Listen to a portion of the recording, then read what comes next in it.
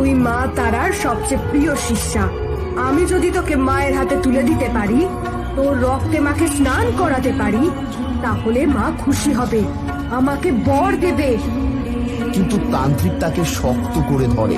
সে মাটিতে এক বনের আসন তৈরি করে, কুমারীর গলা জোর করে আটকে দেয়। যুগ্রকাষ্ঠতে সে প্রচন্ড ঝড় শুরু হয়।